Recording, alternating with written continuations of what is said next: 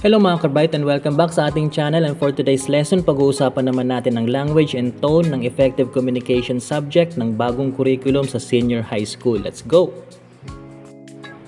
Sa lesson natin for today, ang reference natin ay galing sa courses.lumenlearning.com. Check nyo na lang ang link sa description kung gusto nyong pumunta sa website nila. Language and tone.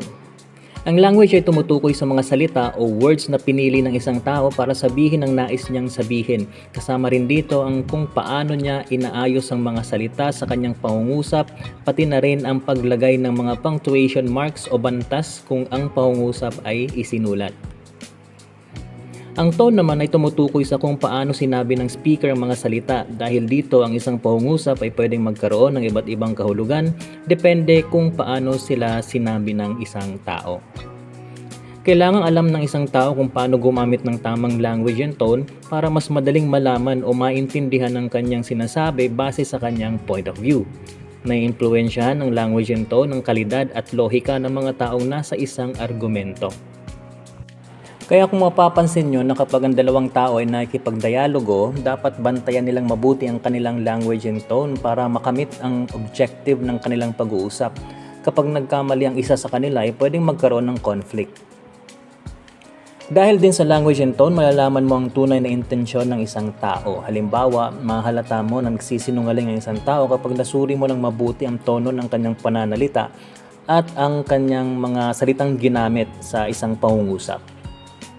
Mayroong mga tanong na pwedeng gamitin sa pagsuri ng language and tone. Ito ay para mas maintindihan mo ang mensahe ng speaker, pati na rin ang kanyang tunay na kalagayan. Ilan sa mga tanong na ito ay ang mga sumusunod.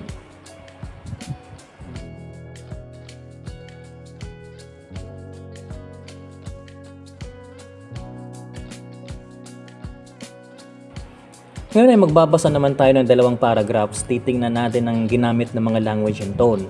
So, ito yung mga guide questions natin. Ano ang conclusion natin sa point of view ng dalawang authors? Ano ang mga characteristics ng kada paragraph? Ano sa tingin natin ng quality at logic ng kada selection? Basahin natin ang unang paragraph.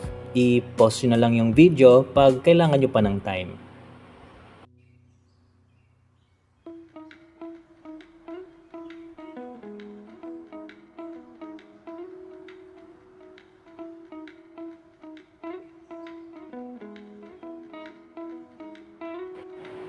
Basahin naman natin ang ikalawang paragraph.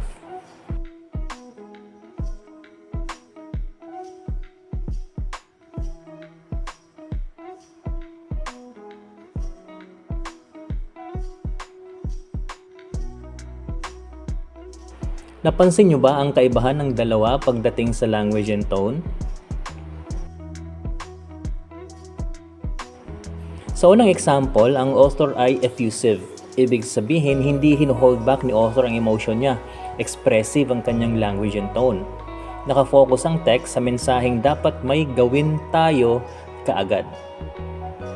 Para ma-emphasize ang gusto ni author, gumamit siya ng tamang language, punctuation at word choice. Sa ikalawang paragraph naman, si author ay mas kalmado at rational. Ibig sabihin, hindi emotional si author. At gumamit siya ng reason, logic, at clear thinking sa paghahatid niya ng mensahe. Kaya ang tono ay mas muted kaysa sa unang paragraph. Dahil sa language and tone na ginamit, mas na-emphasize nito ang pagbibigay kaalaman sa mga tao kung ano ang kasalukuyang nangyayari in addition to immediate action para sa problemang kanyang ipresenta. Maraming mga posibleng tones na pwede nating gamitin depende sa sitwasyon gaya ng formal at informal, serious at funny, sarcastic at sincere, optimistic at pessimistic, happy and sad, aggressive at calm at marami pang iba. Sa pang-araw-araw na pakikipag-usap natin sa mga tao, narito ang top 10 na mga tones at kani-kanilang mga examples.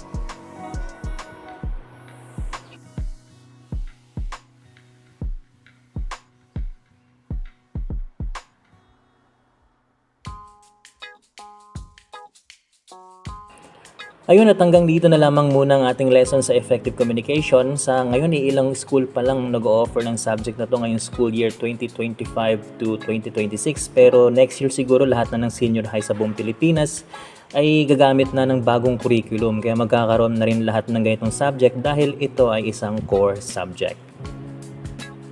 Kaya kung gusto mong maging updated sa mga lessons sa effective communication ay mag-subscribe na sa channel. Huwag ring kalimutang mag-like at mag-share. You can also give feedback or ask questions sa comment section down below. Ciao!